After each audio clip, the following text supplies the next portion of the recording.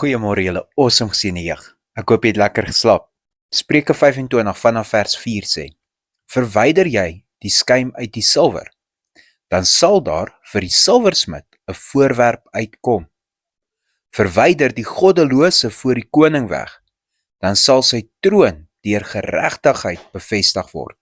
Nou wat is daai skuim waarvan hy praat? Jy sien, wanneer jy metaal smelt, dan is daar onsuiverhede in die metaal wat soos skuim bo op die metaal, op die gesmelte metaal vorm. En dan sal die silwersmid dit nou afskep en weggooi. Nou vergelyk hy die goddelose met daai skuim, nie? Want hy sê verwyder die goddelose voor die koning weg, dan sal sy troon deur geregtigheid bevestig word. Wat staan voor 'n koning? Voor 'n koning en leierskap is daar altyd raadgewers. 'n Slim en 'n wyse leier luister na raad. Maar jy sien, vir daai skuim om verwyder te word van die silwer af, moet daai silwer eers gesmelt word. So daar's 'n hoë temperatuur wat moet plaasvind. En daai hoë temperatuur kom van waar af? Van vuur af. En ek het julle nou al mooi geleer. Vuur in die Bybel is versoekinge en verdrukkinge. So jy sien, wanneer die versoekinge en die verdrukkinge kom, word die goddelose voor die koning geopenbaar. Hoekom? Want Psalm 1 vers 1 sê, welgeluksalig is die man wat nie wandel in die raad van die goddelose nie. So wat ek vir jou sê is, as jy in 'n leierskapposisie optree en jy is besig om raad te vat van goddelose mense, mense wat nie die gees of die wysheid of die sin van God het nie, wat gaan gebeur? Wel, die vuur gaan kom om jou te toets, daar gaan verdrukking en versoeking kom en jy gaan brand. Want wat is die teenoorgestelde van welgeluksalig? Dit beteken, welgeluksalig beteken meer as geseënd, welgelukkig en salig. Die teenoorgestelde daarvan is ongelukkig en vervloek. So as 'n leier nie lank genoeg stil geraak het by die Here nie, en die raad wat die mense vir hom gee nie gemeet het teen die Here se woord nie, gaan hulle eers skuim word, en hy gaan eers die sin hê om hulle te verwyder in die moeilike tyd. En heel moontlik kon die moeilike tyd vermy geword het, as hy tyd spandeer het in gebed en die Here gesoek het. Maar die belofte is, as sy hulle verwyder, dan sal sy troon of sy leierskap deur geregtigheid bevestig word. So in ander woorde is dan nog nie te laat nie, daar's nog 'n kans. Verstaan julle dat dit saak maak wie met jou praat en wie vir jou raad gee? Of jy nou 'n leier is of nie 'n leier is nie.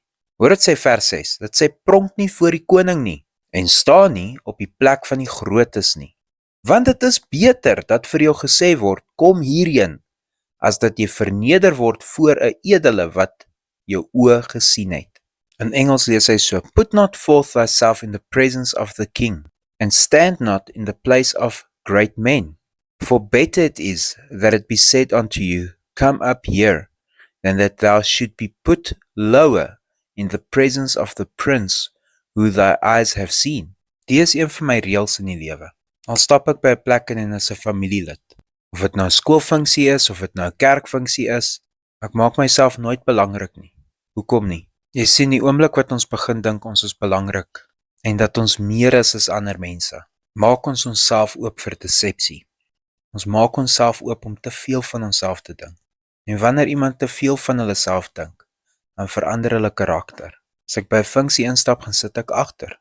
As hulle my daarvoor wil hê en ek moet daarvoor wees en die Here wil dit so hê, dan sal ek vorentoe gaan. Maar dan selfs wanneer ek daarvoor is ek nie meer as iemand anders nie. Nee, ek is dan deel van die mense hier agter en ek gaan sit daarvoor met 'n nederige houding en meer as dit met 'n nederige hart. Hoekom? Want koning Jesus het nie lekker gekuier saam met die fariseërs nie. Koning Jesus het sy tyd omgebring met die mense wat as laag gesien is in die samelewing.